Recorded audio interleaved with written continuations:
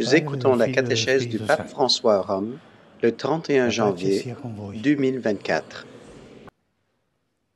De l'épître de Saint Paul apôtre aux Éphésiens. Que le soleil ne se couche pas sur votre colère.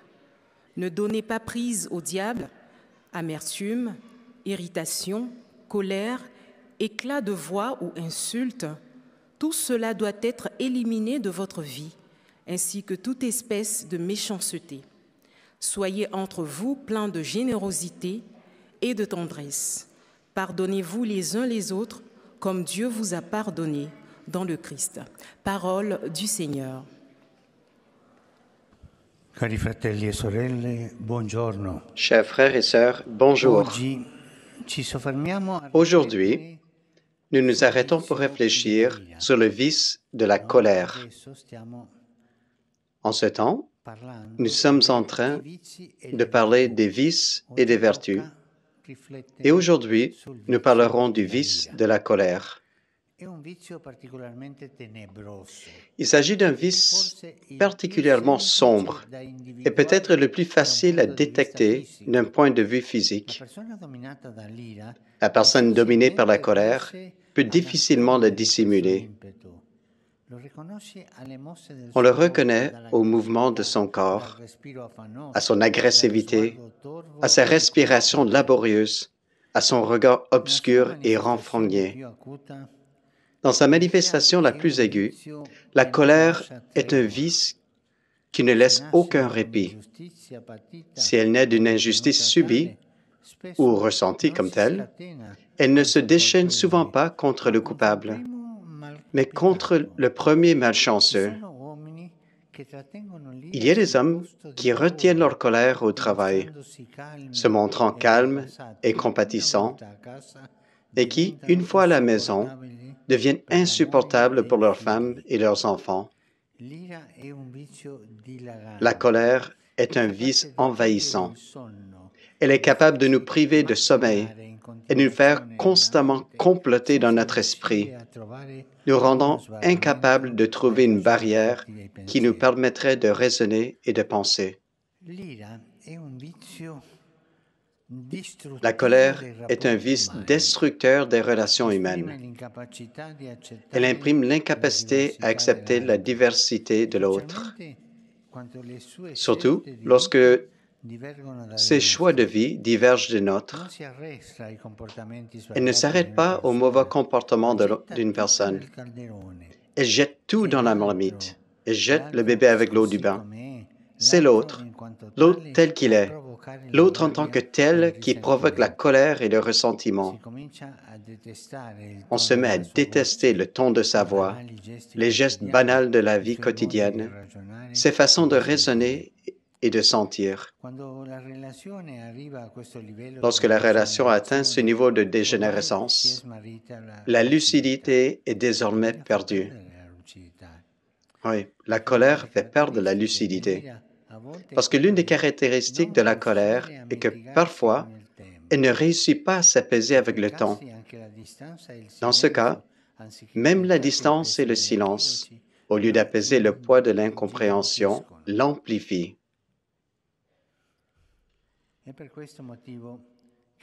C'est pour cette raison que l'apôtre Paul, comme nous l'avons entendu, recommande à ses chrétiens d'aborder immédiatement le problème et de tenter une réconciliation. Il dit « Que le soleil ne se couche pas sur votre colère. » Il est important que tout soit résolu immédiatement, avant que le soleil ne se couche. Si pendant la journée, un malentendu survient et que deux personnes ne se comprennent plus, se sentant soudain éloignées l'un de l'autre, la nuit ne doit pas être livrée au diable. Le vice nous maintiendrait éveillés dans l'obscurité,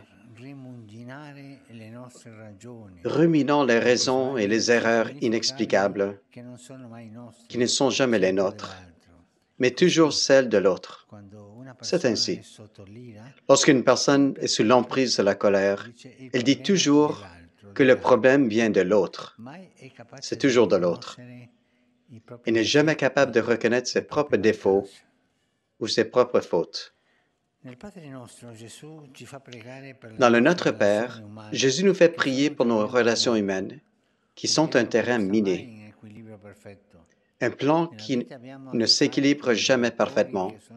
Dans la vie, nous avons affaire à des débiteurs qui nous sont redevables, tout comme nous n'avons certainement pas toujours aimé chaque personne à sa juste mesure. À certains, nous n'avons pas rendu l'amour qui leur était dû.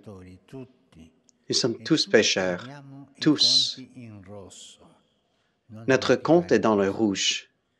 N'oublions pas cela. Nous sommes en dette. Nous avons le compte dans le rouge. Et pour cette raison, nous devons tous apprendre à pardonner pour être pardonnés. Les hommes ne restent pas ensemble s'ils ne pratiquent pas aussi l'art du pardon, pour autant que cela soit humainement possible.